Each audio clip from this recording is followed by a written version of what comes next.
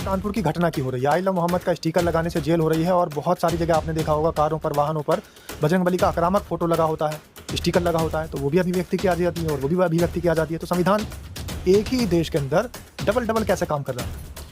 ये जानबूझ के देश का अल्पसंख्यक वर्ग है उसको दोयम दर्जे का नागरिक बनाना चाहते हैं। इनकी चालाकियाँ समझिए आप।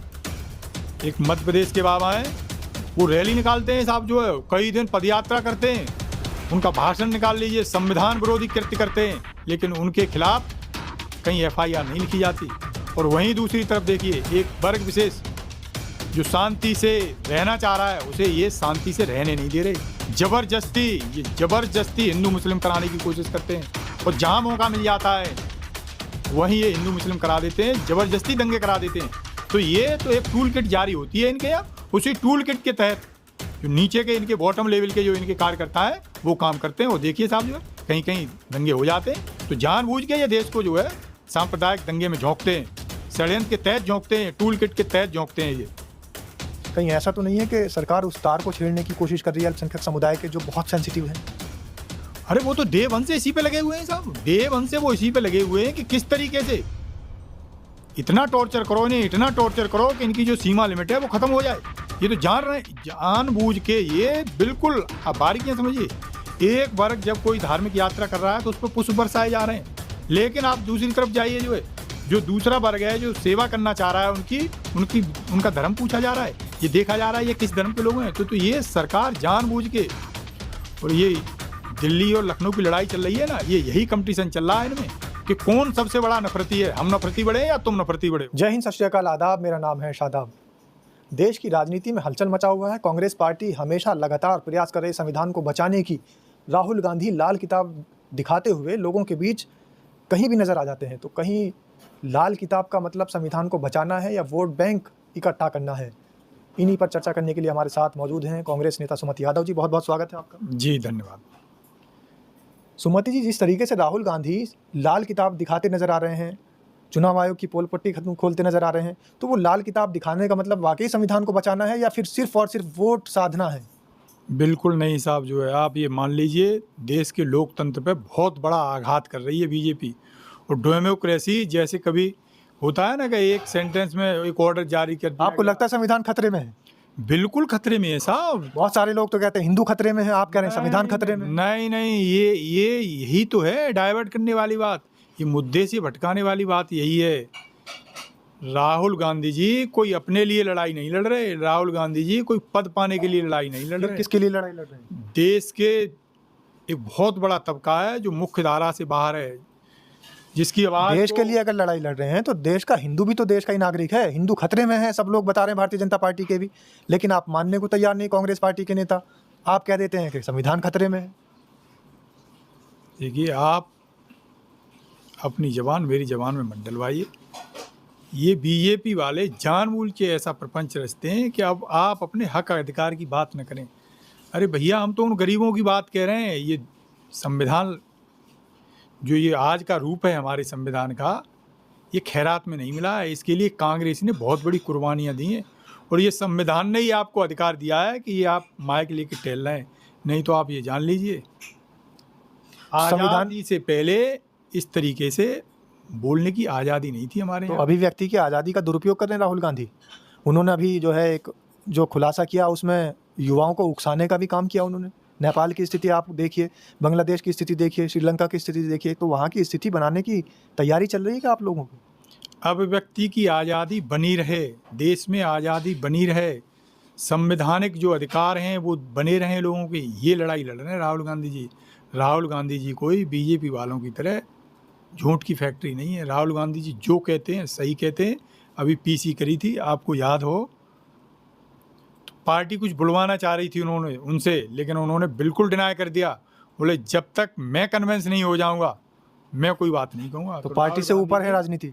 राहुल गांधी की राजनीति पार्टी से ऊपर है। पार्टी से ऊपर है। और एक और जान लीजिए, राहुल गांधी जी पार्टी को ऊपर नहीं रखते। राहुल गांधी जी जो देश के लोगों के अधिकार हैं, जो भारत देश है, राहुल गांधी जी के लिए वो प्राथमिकता है। देश के दबे कुचले लोग हैं। ये संविधान इनकी चली होती ना जो है, जो आज लेकिन नेताजी इस तरीके की उकसाने वाली बात भी तो नहीं कहनी चाहिए थी कि 1 हफ्ते का समय है, 1 हफ्ते में जवाब नहीं देते तो देश का युवा देख रहा है, फिर वो देख लेगा।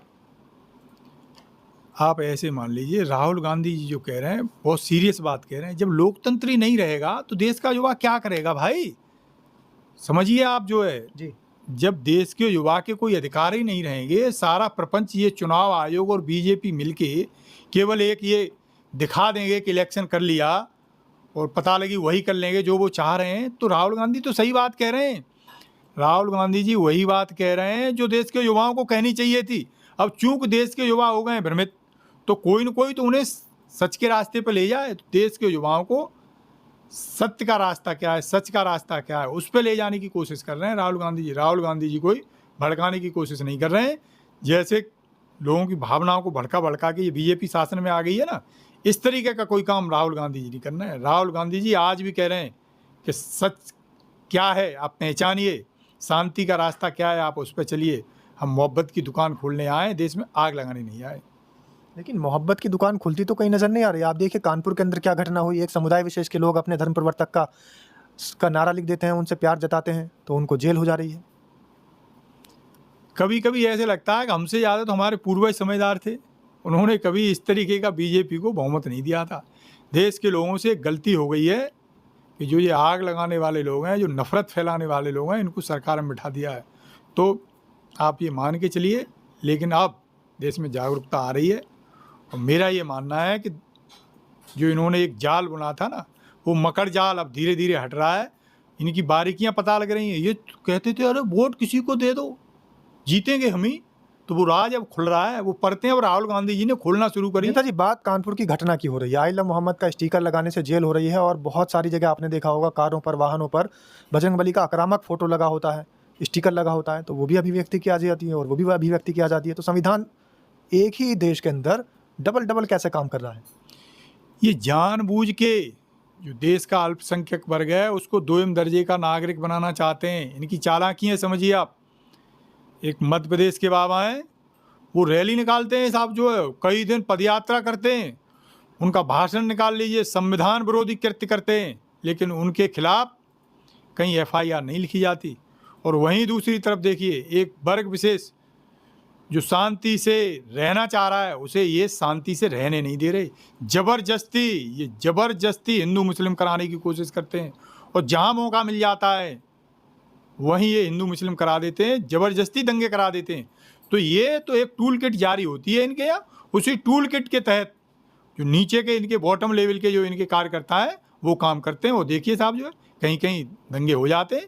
तो जानबूझ के ये देश को जो है सांप्रदायिक दंगे में झोंकते हैं, षड्यंत्र के तहत झोंकते हैं, टूल किट के तहत झोंकते हैं। ये कहीं ऐसा तो नहीं है कि सरकार उस तार को छेड़ने की कोशिश कर रही है अल्पसंख्यक समुदाय के, जो बहुत सेंसिटिव है? अरे वो तो डे 1 से इसी पे लगे हुए हैं साहब। डे 1 से वो इसी पे लगे हुए हैं कि किस तरीके से इतना टॉर्चर करो इन्हें, इतना टॉर्चर करो कि इनकी जो सीमा लिमिट है वो ख़त्म हो जाए।